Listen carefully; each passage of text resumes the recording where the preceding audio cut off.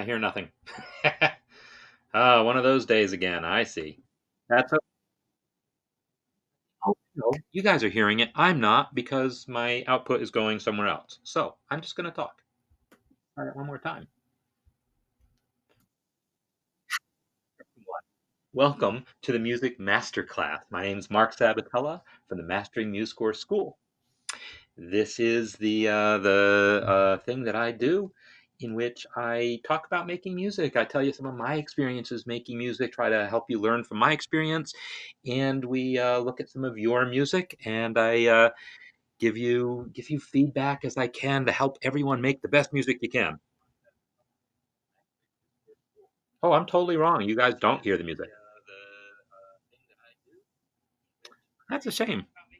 Ah, still no music, huh? All right.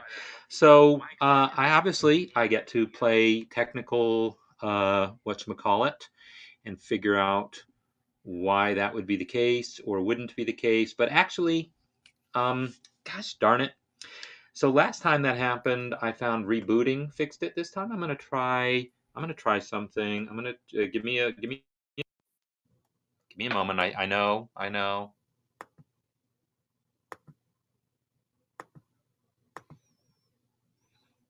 Screen share coming back.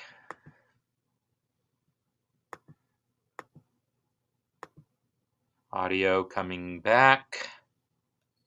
And then update stream, it's already updated. So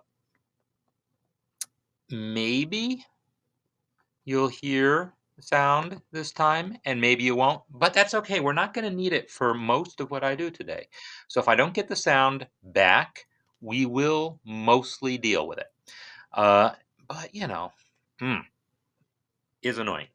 What I'm going to do is I mentioned those of you who are on the mailing list for this, and so if you're not, I pinned up the top. I've got my website, and if you go there and make sure you're enrolled for the course, it's free. It just makes sure that you get notified.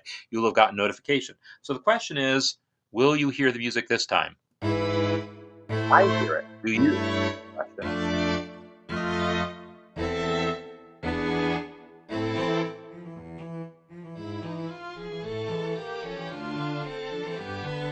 Are you hearing the music? I wonder.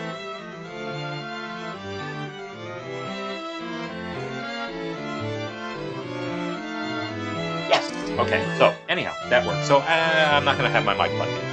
So I mentioned that I want to take a little trip down memory lane, as I put it, because I'm often inspired by what's going on in my life, and there's things going on that have caused me to want to look back on my life a little bit. Good things, not nothing bad going on. Don't worry. So. I want to look at some of my earlier music, and I'm going to look at it with a little bit of a critical ear, but also maybe sort of celebrating the things that I got right or that I think I got right. So it's just going to be a nice little adventure. And so what I actually want to focus on is a pop song that I wrote in high school. This was my attempt to write a pop song. I haven't really written many of them in my life. I mean, it's not, it was never on the radio or anything like that. It's not really popular, but in that style. So I grew up, as some of you know, listening to like Barry Manilow was kind of my guy. So I grew up listening to Barry Manilow, and not just him, but other 70s pop singers, and uh, so I had a certain affinity to that for that style, and I wrote this one song in that style, and I'm going to play to the best of my memory how that goes, and I'm going to actually attempt to sing a little bit of it. I say a little bit of it because realistically, um, I am not a good singer. I think you all know that. I think you've heard me sing enough to know that I'm not a good singer, but I do enjoy it. I do like singing. And this wasn't always the case. And this song is actually plays a role in that. Because the thing is, I wrote it in high school, and then my freshman year of college, I was living in a dorm on campus, and was living in a dorm, and there was like this talent show. No, not a talent show, a Gong Show. Y'all remember the Gong Show from the 70s? Well, we had a Gong Show in my freshman year dorm, and I chose, kind of against my better judgment, to do this song rather than play some jazz or classical piece or something. I chose to do this song because it was something I had written that I kind of liked, um, and I got gonged. That's the long and short of it. I was nervous, and that did not help my already shaky voice. But man, was that a confidence killer. And then I went for years not wanting to sing in public. And I don't sing professionally. I still not a singer, but I do enjoy it, and I love singing in these demonstrations because I really feel like it helps some things. So um, I'm going to sing now. So the good thing is I don't remember most of the words to this song, which is good because they're terrible. The words I remember are awful. I'll sing you the words as I remember them, but mostly it's going to be la la la la la because that's all I can remember. So let's see what we got. So the one advantage of having my other mic plugged in that killed the sound on MuseScore, the one advantage would have been slightly better sound on what we're hearing right now. So hopefully this works okay. So I'm just going to play you what I can remember. All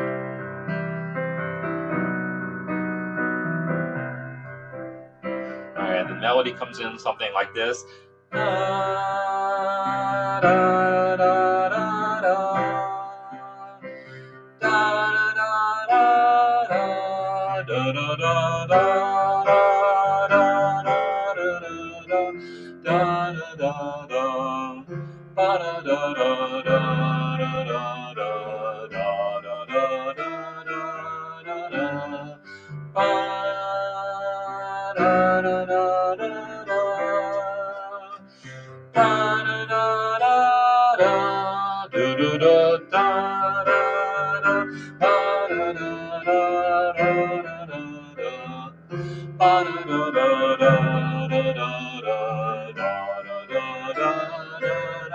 Here comes the chorus.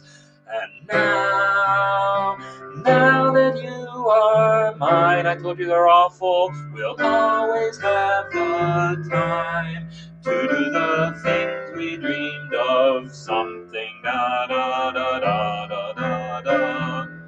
Da da da da da da da da. This time. That's all I remember there. So there you go. That's my song, This Time. There was another verse, different lyrics, but since I didn't remember those lyrics, whatever. It also had a bridge, I think. I think it had a bridge. I can't remember the bridge. Someday I will find the scraps of paper where this was all written down. Maybe I'll even find a cassette tape of it. Yeah, that's what I got. So this song uses a lot of the language that I still speak musically. And I realize this despite the fact that when I wrote this in high school, probably junior year. So at the time, I had two main influences in life, and one was Beethoven, and the other was Barry Manilow. Well, not just Barry Manilow, Neil Diamond, John Denver, Dan Fogelberg, whole series of pop singers. And I missed a whole bunch of comments in here, so hopefully it's working. Good. Okay. I was hoping there wouldn't be any comments that say, "Oh, we can't hear you," and I just wasted my time. So I had studied some music theory just because my first piano teacher was a composition professor. I probably told you that. So I had a separate theory lesson. I have a piano lesson once a week, private lesson, and then there was a theory lesson once a week with her other students. I think she had them grouped like by age or something. So I had a theory lesson once a week, and I learned some basic theory. I didn't learn, nearly as much as I know eventually as I went on to, college and so forth, but it was a really, really good foundation. And just from playing classical music and from playing pop music, because what would happen is I would get the sheet music for some pop song, and I would go to try to play it. And I would realize, well, this doesn't sound like the song on the radio. And that's because the sheet music was like trying to be simplified or try to play something that would make sense on the piano to play as like a solo piano version or just piano accompaniment to a singer. And I was like, I wanted to play with my brothers in a band. I mean, we had, it wasn't a band, we didn't do anything, but yeah, we played music together. One brother, Mike, played guitar. My brother Matt played bass. Um, he also played guitar, and they sang. And I wanted to play piano in that setting, but realized these sheet music arrangements, they weren't cutting it because that was not what was played on the recording. The pianist on the recording is not trying to play the melody, and they're not trying to do what the guitar is doing or what the bass is doing. The piano is doing what the piano is doing.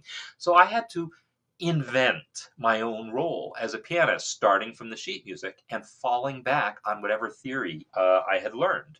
So that's kind of uh, where things came from, and I was only just barely being introduced to jazz at this time, junior year of high school. So just barely being introduced to jazz. So whatever new things I was about to learn about theory and harmony and so forth, this wasn't really in my vocabulary yet. And yet, when I look at the harmonies in this song and the melodies in this song and the way they fit together, I realize a lot of what's going on I could totally talk about using the language that I would use now. So that's what I'm going to do. I'm actually going to take apart my own song a little bit here and talk about some of what's going on. So the hook, as you would, of the song is this. It's in C major. And I'm kind of going back and forth between a C major triad and a B major triad. Why? Mind you, Billy Joel, longest time. Well, definitely Billy Joel was a huge influence. And when I talked about playing in a band and wanting to capture the piano part, which was not the sheet music, the Billy Joel songs were actually the ones where I was most acutely aware of this. This tension between a C chord and a B chord, and the B chord with a C in the bass. Chances are I heard that sound in some other pop song. I couldn't tell you which, but probably I learned that chord from Billy Joel or Barry Manilow or someone who used that sound somewhere.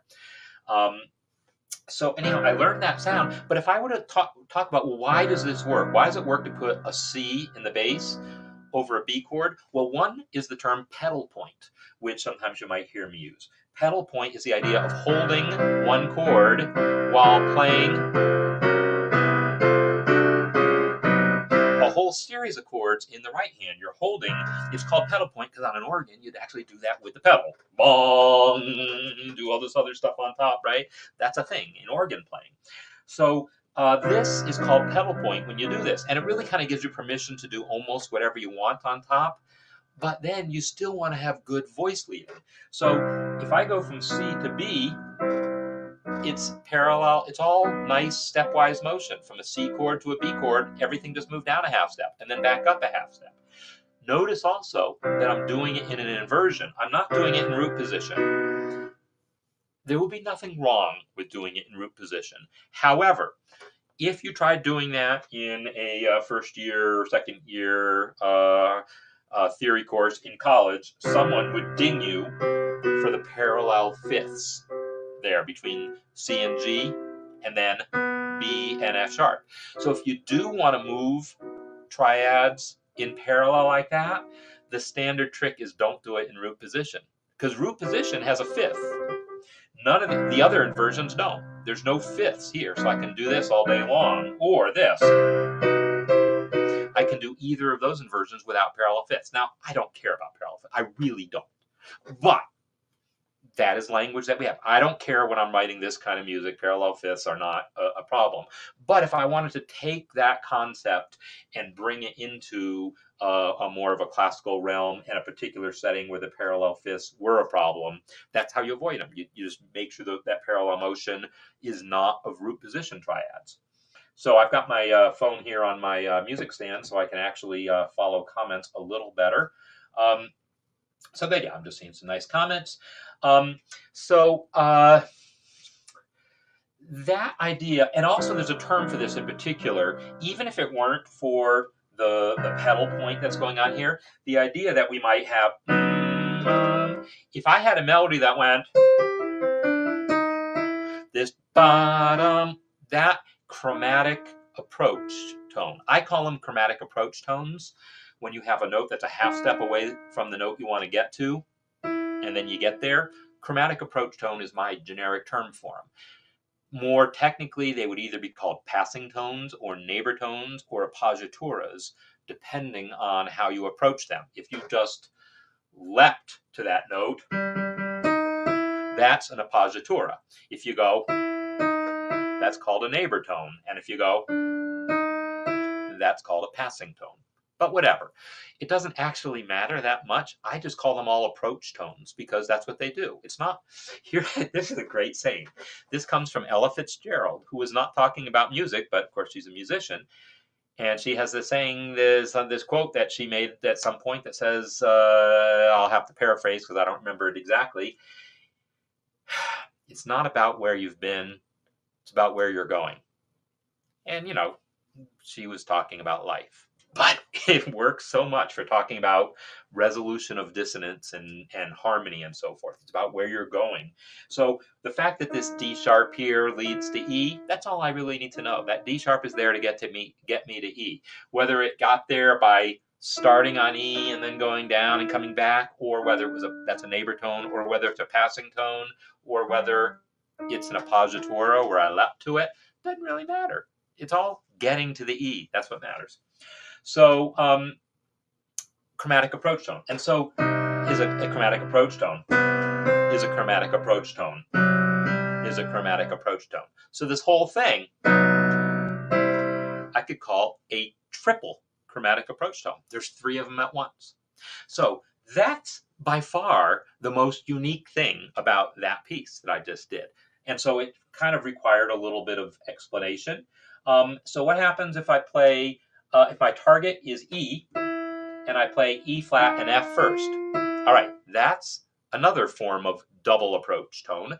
In jazz terminology, we call that an enclosure. The technical term for that you will sometimes see in classical term would be a double neighbor tone, but that's assuming you played the E first, then did this thing. There's another thing in classical music where you start somewhere else and then you leap, and it's like, that's called a cambiata. And there's all these special terms based on where you came from that just don't matter. It's really, you're resolving by step. So these, I would just call that a double approach. It's approaching from 2 directions at once. Enclosure is the jazz term. So that's the main defining feature of the tune, is that. Other than that, so then I have this. Okay, da-da-dum, da-da-dum. So that's just a G chord. But this motion is a kind of a pop cliche. It's a G chord, and then an A minor 7, and then a G chord in first inversion. So yeah, Rod calling it a leading tone is fine. That's another way of looking at it. Technically, leading tone is just the B to C, but you can look at that as a leading tone, that as a leading tone also. So this figure, G, it's like a pedal tone, an outer pedal tone. I've got the low note G, and I've got the melody note G, while the chord is basically going.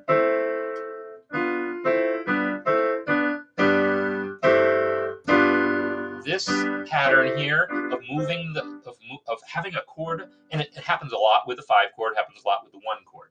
You have the root on top, and then you move, and maybe it's just thirds instead of moving the whole triad, because if you move the whole triad, you get the 7th there. I didn't actually do that. I just had this. And these are also just passing tones. But if you're writing this in a pop context, you probably want to put chord symbols on it so the guitar player knows to do it also. And so I would call this A minor 7 with G in the bass, and then G. And the thing is, the bass probably stays on the G. The bass probably doesn't go. That's a thing also, but it's not this thing, right? This was this. That's a pop thing. I kind of feel like I want to feel. How would I put it? Well, no. It's a cliche sound that I associate with a lot of things And there's some pop music that uses it, but if I really wanted to put a specific thing to it, it would be Sammy Nestico, who I was probably just discovered the week before I wrote that. And he uses this sound. Also, sometimes with this.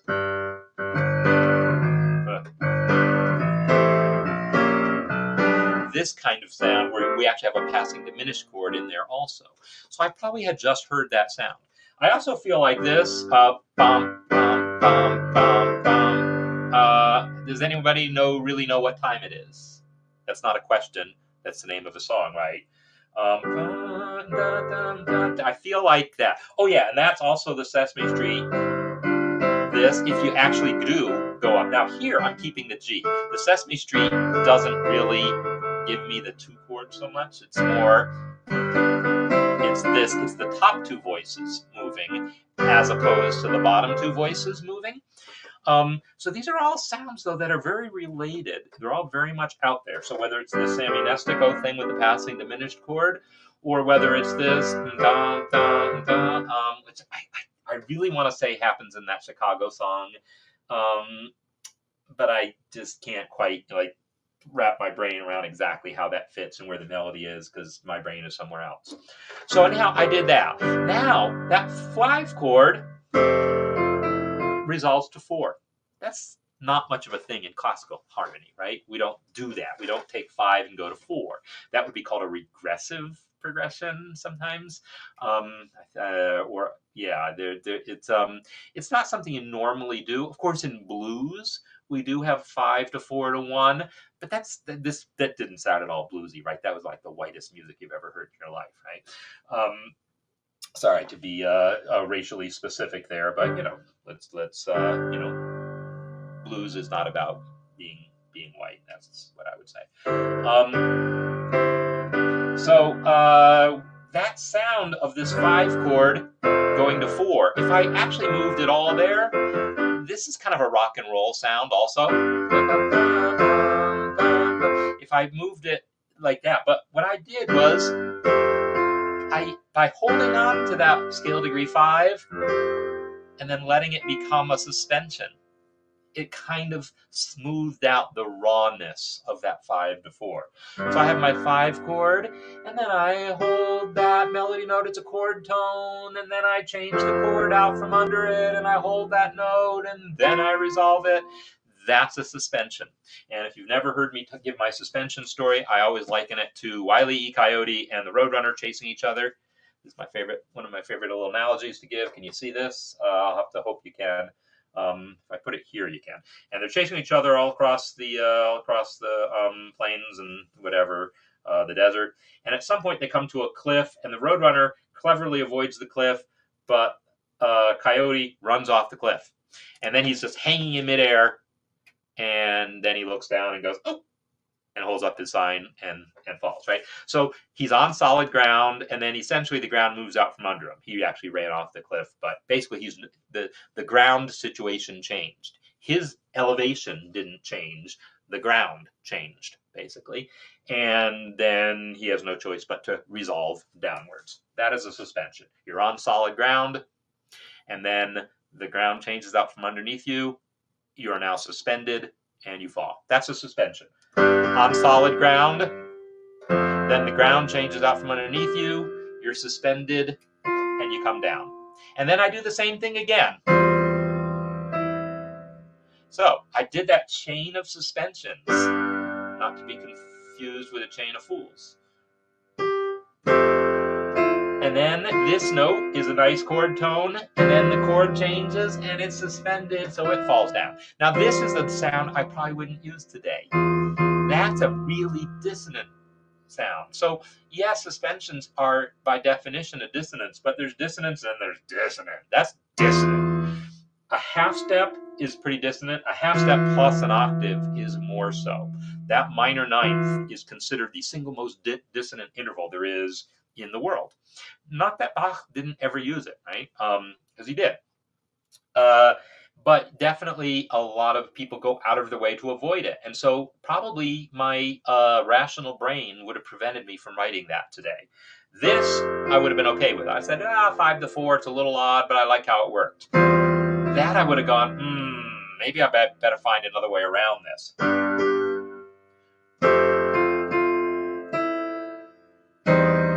I might have just changed the melody some to make me happier with that. So I didn't hear this, but I don't know. When I look back on it now, maybe I knew something then that I don't know now about that dissonant interval just not being that big a deal. So then I go to, so this whole pattern is just walking down diatonically, right? 5, 4, and then instead of actually having a 3 chord, a minor chord, it's the 1 chord in first inversion. Well, that's typical also. That's a classical thing. The 3 chord does not get used a lot in classical music, and it gets used a lot in jazz for various reasons. It doesn't get used a ton in pop music. It definitely gets used probably more than classical music, but what's equally common for sure is the 1 chord in first inversion. Either way, we get that scale degree 3 in the bass. It's just a question of whether we actually use that as the root to have a minor chord or call it the 3rd. So we have our 1 chord. In classical music, that is far more common than 3. I would say in pop, it's also probably more common. When the 3 chord gets used, it's not part of that kind of progression as much. So anyhow, and then 2, then so a diminished chord. I obviously knew diminished chords then, which yeah, I learned diminished chords when I was taking my basic theory. But this is 2, and then sharp 2 diminished, and then the 1 chord in first inversion. So the bass line is moving in half steps like that. That's a passing diminished chord, and it's language that I use to this day, and that's where most of my diminished chords come from, is that chord progression. 2, sharp 2, and then 1 in first inversion, or an actual 3 chord, because in jazz we are likely to use a 3 chord. So I see there's an interlude. Yeah, it does. It sounds better. These 2 notes help me not be as aware of that, but I still hear it. I definitely hear it. I wouldn't write that for a saxophone section. I would not write that voicing. But yeah, if I just play it in isolation, I don't like it. But if I, put it in context and have what comes before it and what comes after it, I'm okay with it. So anyhow, this passing diminished chord. So it's more of the same sound of a common tone on top. So 2 with the 7th on top, sharp 2 diminished with the same 7th on top, and then my 1 chord in first inversion with the root on top, and it's that same note. Now here's the thing. That sound, starting from 2 and kind of going up to 1 in first inversion, is virtually the same sound that we could get on 4. 4 chord, and then sharp 4 diminished, going to 1 in second inversion. So those are largely equivalent sounds. And that is, I had I could point to maybe half a dozen or so aha moments that I've had in my study of music, where I'm like, oh, I just learned this thing that somehow opened doors for me. When I realized that this chord progression is very similar to that one. They're both getting me from, one is getting me from 2 and then a diminished chord to 1. The other is getting me from 4 and then a diminished chord to 1, using this chromatic bass line. And 2 and 4 kind of substitute for each other, because boy, that 2 chord has a 4 chord built into it, right? So that realization that those 2 chord progressions substitute each other was like this huge eye-opening experience for me. In fact, it's so specific. I remember it in do you know?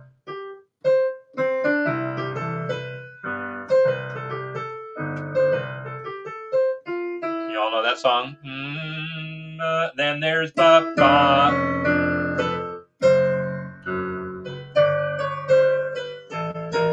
Right, so that same progression. Ba ba da. That's 4 to sharp 4, and then go to 1, or that's 2 going up.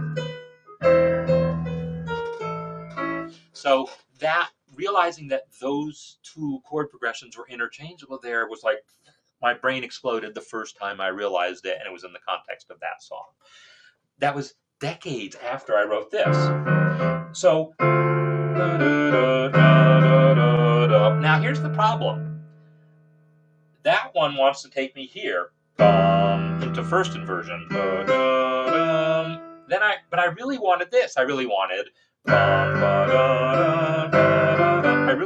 one in second inversion going to 5, because that's a thing.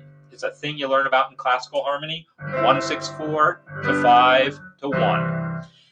And so somehow I haven't reconciled. I don't remember how I resolved that as a 16-year-old. But I think I just skipped. I think I went from D to D sharp and then just skipped over to the G and said no one will notice. And maybe no one did. I think I'm noticing it now, but I can't swear how I originally wrote that. It's possible I wrote that, but I don't think so. I think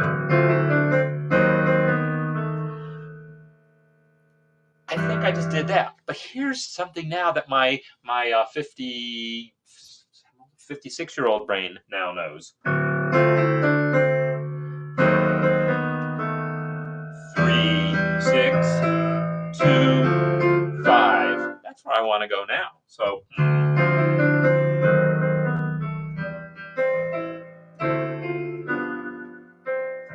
that's kind of where I want to go now. Now that I've arrived on scale degree 3, I kind of want to go 3, 6, 2, 5.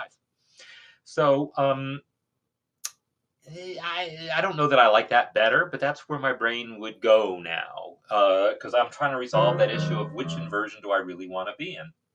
So yeah, that's I'm not really sure how I dealt with it back then, because I just don't have the original sheet music that I wrote out by hand. That was way before MuseScore. So anyhow, that's basically the tune. And the thing is, the chorus to that song, that's the whole verse. The chorus uses almost exactly the same chords. And then here's that same passing diminished chord, same D sharp diminished, but this time it's resolving down. That's a thing too. Diminished chords get used up, and they get used going down between 2 and 3. It's like this connection between 2 and 3. It's this brilliant thing. Voice leading wise, it just works really well. Either way, you can follow the motions and see all the notes resolving by half step. It's really cool. And then the same thing on the way down. You get this really nice half step motions when you go down. So I had this C chord in root position. I should have put it, if I was writing classical music, in first inversion, so that I could call that a passing diminished chord going from E to D sharp to D. In my case, I played it in root position, then I just jumped to this. Well, this gets back to what I said before about, I don't really care where you came from, I care where you're about going. I don't really care what chord came before that diminished chord. I know if that D sharp diminished goes to D minor, all will be right with the world. I don't need it to have come from an E or another D. I really don't care where it came from. In fact, there's another common little progression. If I want to go from 1 to 4, like I want to arrive on the bridge of a song or something, here's a nice little trick. I play 1, and then I'm going to put a 2-5-1. Right, that's a 2-5-1 in the key of F. So I got my 1 chord, then 2-5-1 in F. But I can precede that G minor chord with that diminished chord half step above.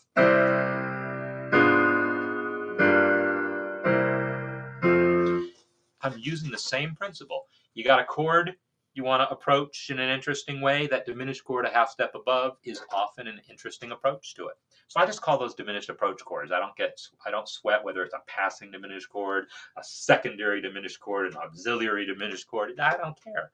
It's a diminished approach chord. It's going to resolve by half step one way or another. So that, there's only one last thing I want to show you about this piece. Then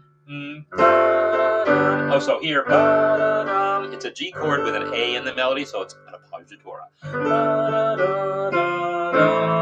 So 5 to 6. I don't think I played it that way just now. And I, again, don't remember in high school if I played it that way. I don't remember if I went just directly from 5 to 6. I didn't play it that way a few minutes ago, I'm pretty sure. What I did is what I would be most likely to do now. It's putting in a passing diminished chord between my 5 and my 6. And again, okay, it's a G sharp diminished going to A minor, so it's technically a secondary diminished. That's 7 of 6 going to 6. Whatever, it's resolving by half step. Diminished approach chord. I just lump them all together because ultimately it doesn't matter where it came from. Again, it's where it's going to, and it's going a half step, whether I come from a half step above or a half step below, I know it's going to work. So why sweat it? So, but that's what I do. I don't do a lot of 5 directly to 6. I don't do that much. Why not? I don't know. Because I love that diminished chord. That's why.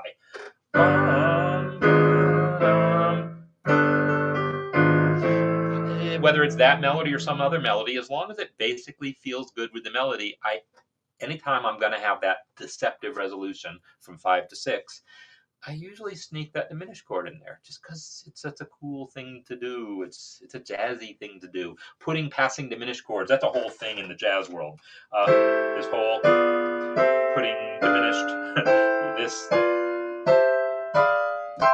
that's.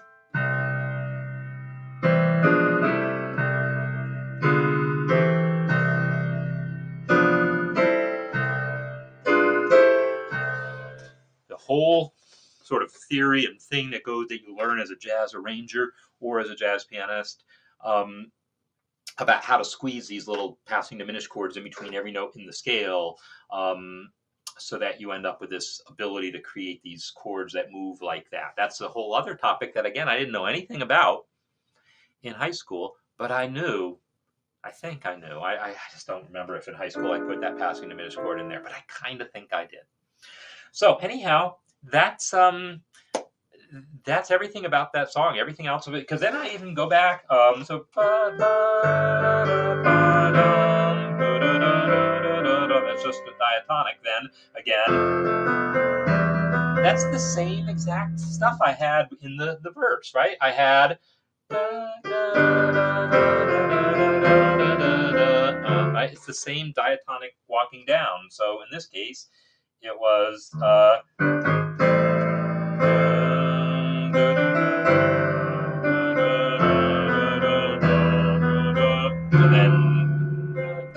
Then even the same melody, and then the same melody, 3-6-2-5 that I did that time. So I actually reused the verse, melody, and chord progression, those 4 bars there, as part of my chorus. I think when I did it, I felt guilty. I think I felt guilty about it. I think now I would say, no, that's reuse of material. That's a good thing. I don't know. Usually people try to make their verses not sound so much like their choruses to have more distinction, but whatever. I don't care. So to me, it works either way. So, yeah, that's a little revisiting of one of my own songs there. And someday maybe I'll find the music and remember if it ever had a bridge and maybe write some better words for it. But yeah, everything about that language, even though I was coming from a much more naive place and a lot of guesswork and a lot of, I kind of like this sound, even though I don't know where it came from.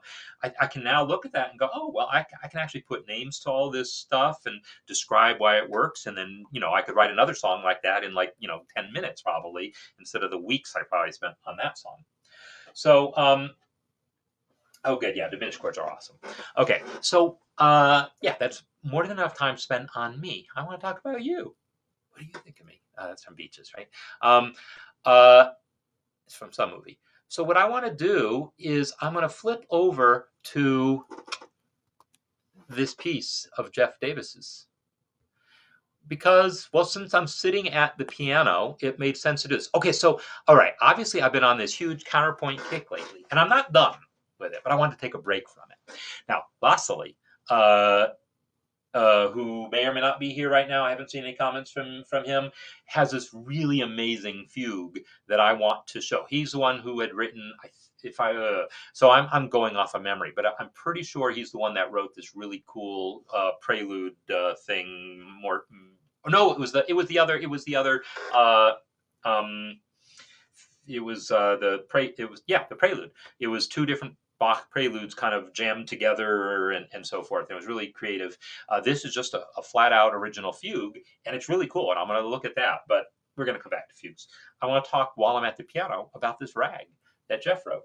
So I'm going to let MuseScore play it because I haven't practiced it, but I do want to sit at the piano and do some more stuff. So let's listen to this rag. I'm going to actually turn off repeats simply because if there's any repeats, I don't want it to just, make the piece take twice as long.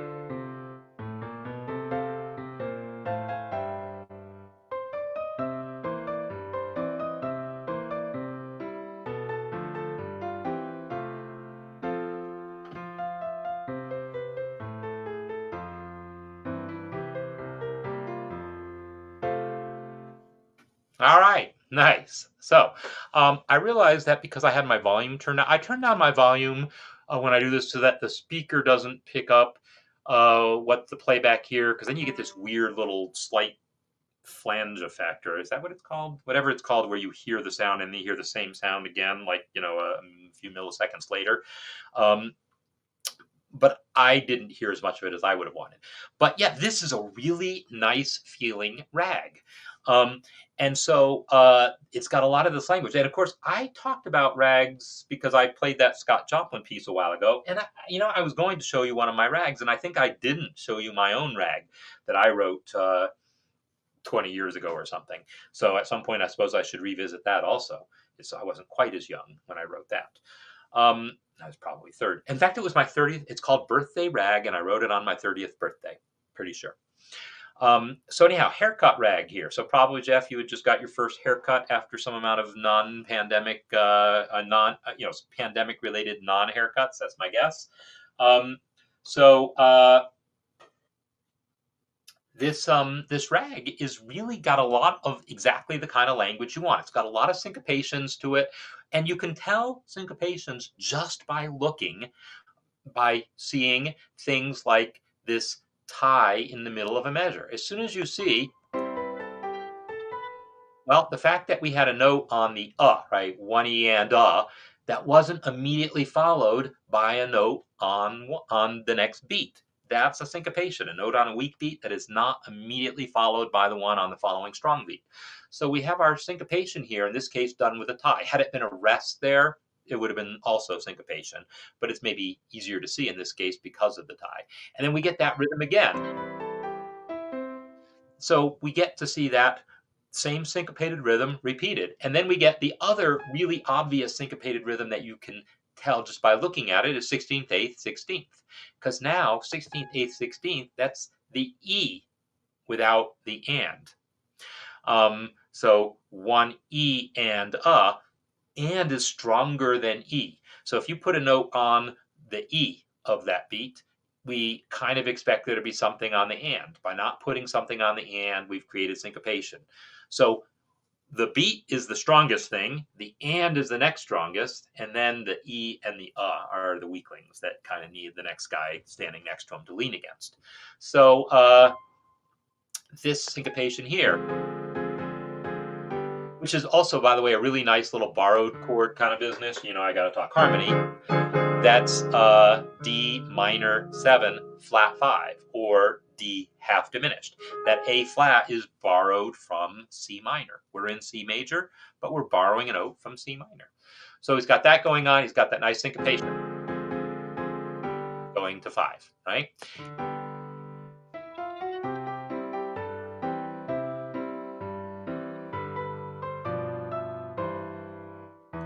So I'm going to stop there. That's our main kind of melody for this phrase, and it's got that really nice syncopation. Right? And then again, sorry. So the melody itself has these nice syncopations. It has this nice kind of call and response aspect where we hear the first phrase that kind of gets us from 1 to 5, or 1 and back to 1. The next phrase comes from 5 back to 1. Whatever. It's all really by the book there. The one bit of feedback I would give you as far as ragtime, and it isn't just about ragtime, but generally speaking, if you're trying to create music that's rhythmic, once you establish a pulse, you usually want to keep that pulse going so that if you do choose to stop the pulse, it's for dramatic effect. And I'm not convinced that right here was a place where I wanted dramatic effect. I'm not ready for dramatic effect yet. So I feel like that device will make me happier further down. So I would have wanted to keep the pulse. And of course, when I say the pulse, I really mean this whole pattern here, this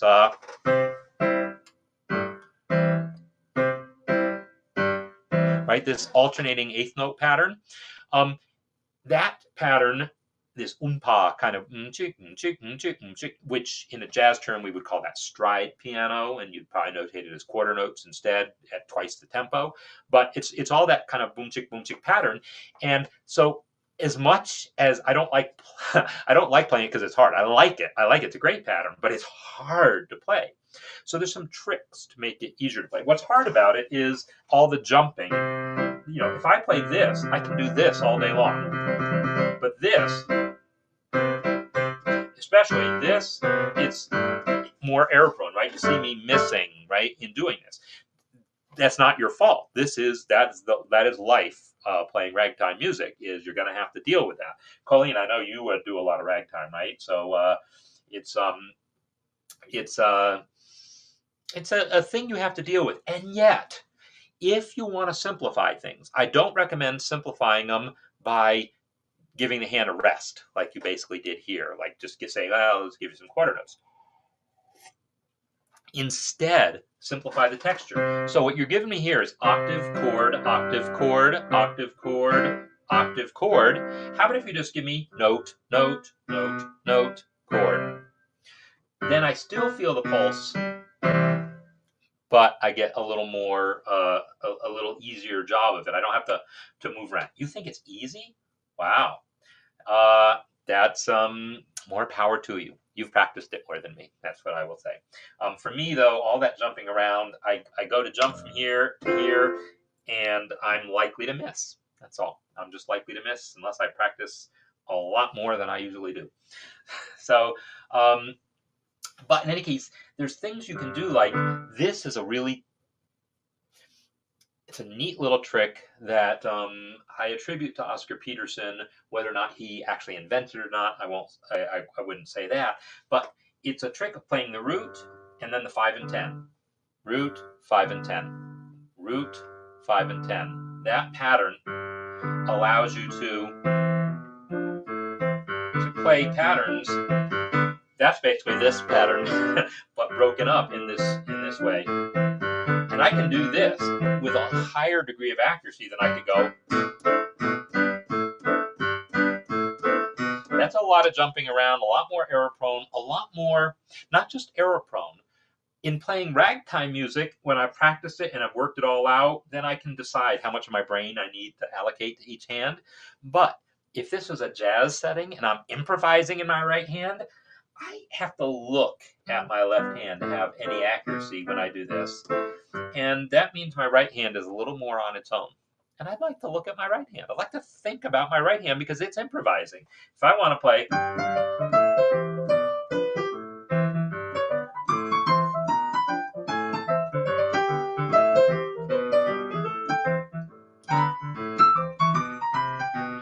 So if I keep it that simple, I can improvise here. But if I'm having to go, man, I just played da da da da da da da da da da da. That's like the jazz cliche of all jazz cliches is to quote "If I only had a brain," kind of without meaning to, because that's what you end up doing. So that's what I just did there. So anyhow, that it's harder for me to improvise effectively if I have to work that extra bit on my left hand. So yeah, if you don't have to go too fast. And of course, ragtime isn't really meant to be played fast. Scott Joplin was a big stickler for that. Don't play this too fast. He'd write that in on the sheet music. But, you know, then when we get into the stride piano world and you start talking James B. Johnson, you start talking Art Tatum, my God, they would play stride fast, and Oscar Peterson.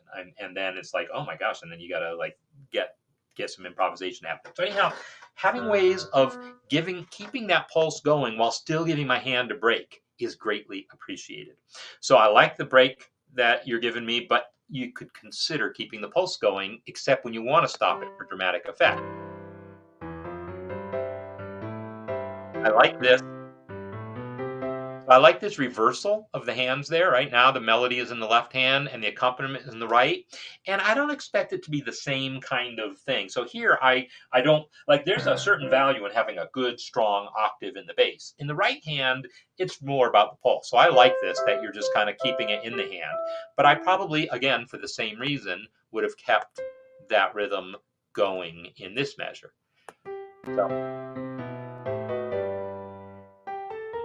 So yeah, the same comment is going to happen, that the pulse keeps stopping, but there's certain places where I feel like that's good.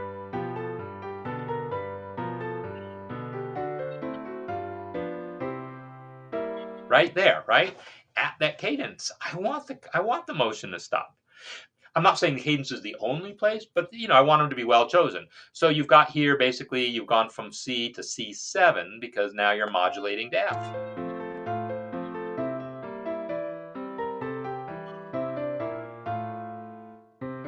So you hear how the motion stopped again there? Maybe that's deliberate. Maybe that one feels like, oh, yeah. And if I really want to play that up, I might see if I could play it up more. I don't know what that means exactly, but to really, I don't know, increase the contrast between the motion that was happening before it and then the stop motion there. Let me think.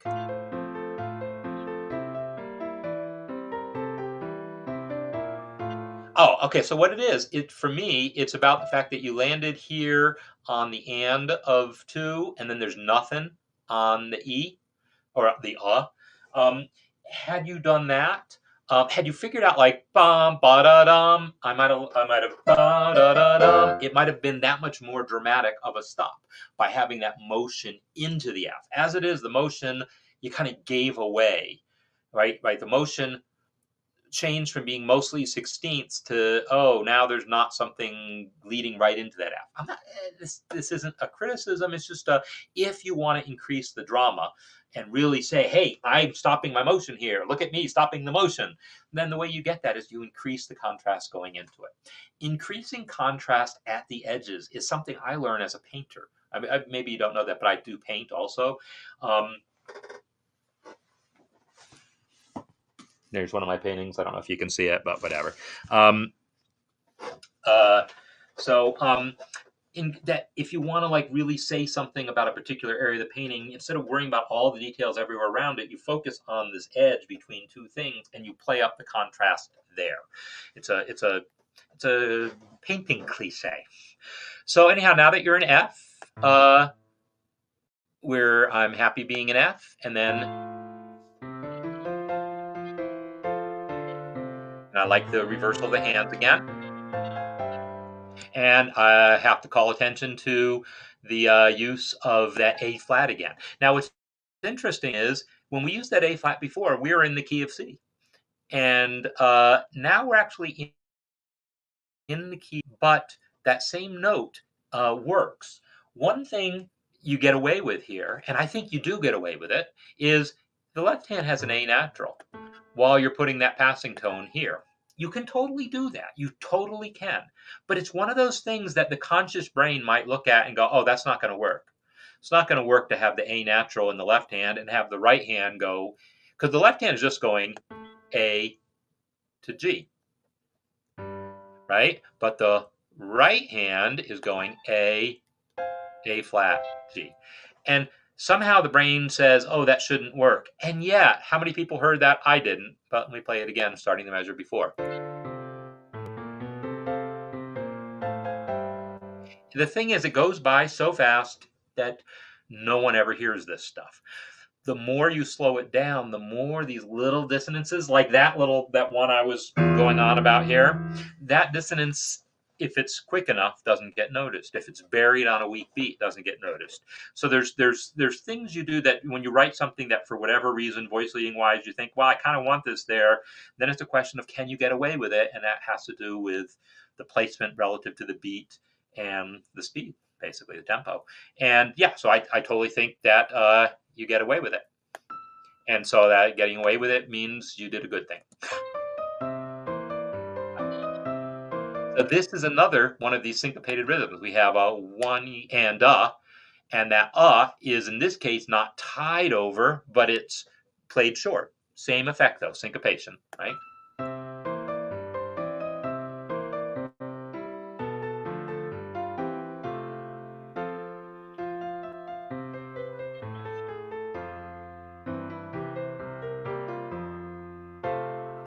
Good. So this ending I really like, because this, again, is one of these very deliberate change-ups in the pulse. I don't expect to have that same pulse. There's a different character here. I expect there to be a different character. It's a new strain of music. It's basically a coda. It's a closing bit.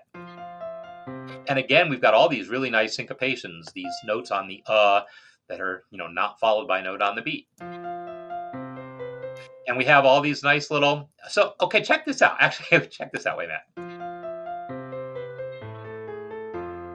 So if I take that whole thing, we have F. If I look at just the main notes there, I have F, and then it's got a little neighbor tone, but we'll ignore the neighbor tone. And then the next group is C with a little neighbor tone B. And then we have A with its neighbor tone, right? So we have an F triad. But now let's look at the neighbor tones, shall we? First neighbor tone, E, right? This one right here, E. And then we have our B natural. And then we have what you're calling an A flat. I would have called it a G sharp because it's resolving upwards. That's the traditional thing you do, is you spell these chromatic alterations according to how they resolve. So spell that A flat as a G sharp. Then we have a more visual cue that it actually is resolving up to the A. But anyhow, E, B, G sharp, that's an E chord.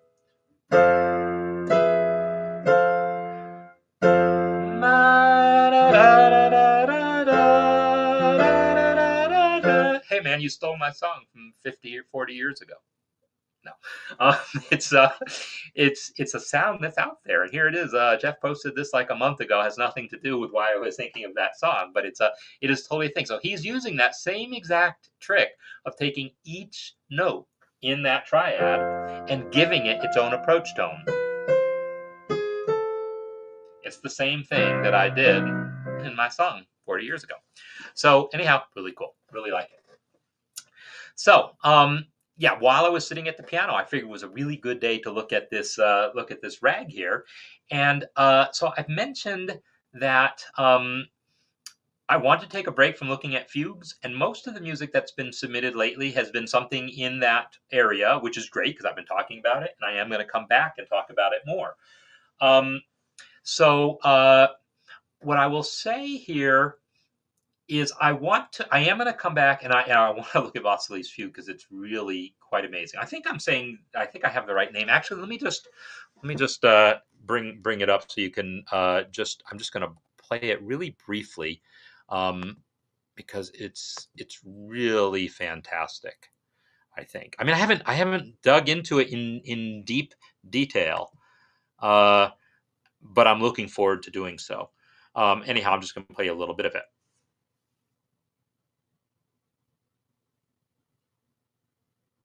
Maybe I will. Thank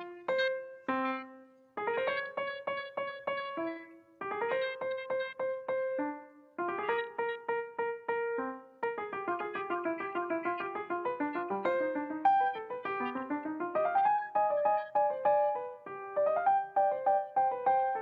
Anyhow, it goes on. It's amazing. And the thing is, lots of the music in there, I'm like, oh my God, that sounds just like it comes from this other piece there. But it's an original composition, but it's referencing a lot of other music. So I really look forward to digging into that and some of the other fugue things. But here's what I mentioned, that I want to put out a kind of a new challenge. Oh, great, you're there. Yeah, of course, I can't recognize the name in Russian.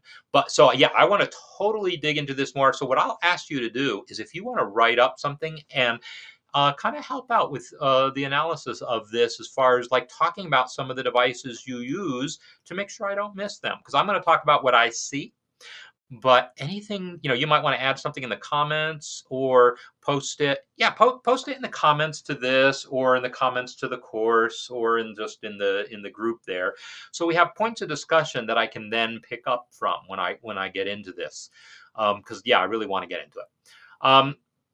Okay, so here's the project that I want to put out there for you folks, for everyone, folks. Remember, well, some of you might remember that back in the fall, we did a fall challenge, I called it, and it was to take a poem about fall, about autumn, and set it to music. And specifically, I had been talking about choral music, so I made it be about making a choral setting. So this time, that's the name of my pop song. Why not make it be a pop song kind of a thing about spring, right? We just hit spring. You could make it a choral piece. I really don't care what you do. Make music that makes you happy.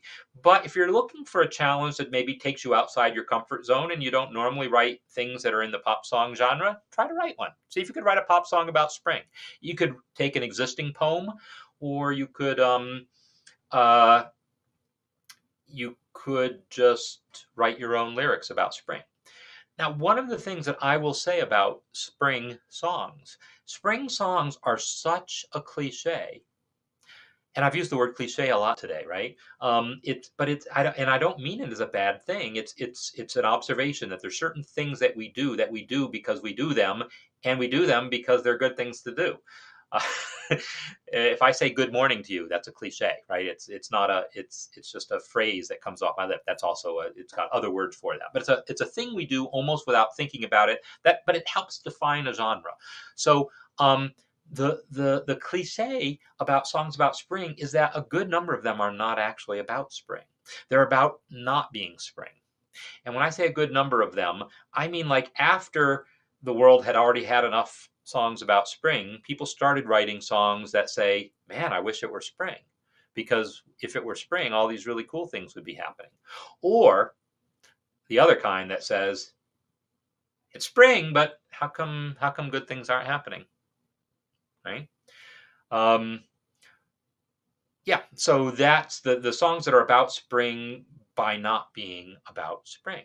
Or did I can't remember what I mentioned, but like, so there's like this one song, it might as well be spring. It's like, I'm as happy as a bluebird, or happy as a something, and it's not even spring, but it might as well be.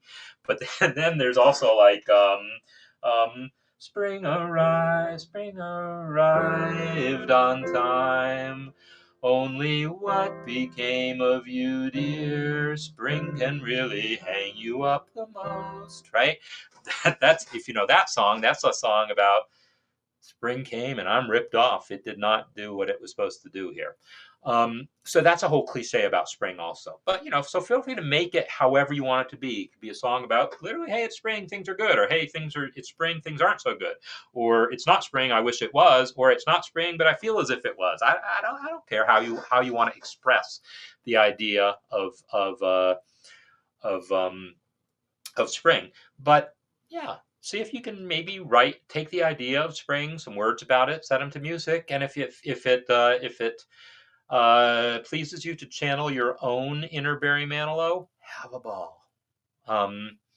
So that's my challenge to you, and we'll probably try to I'll over the next few weeks take a look at things that people come up with, and toss out some of my own ideas there.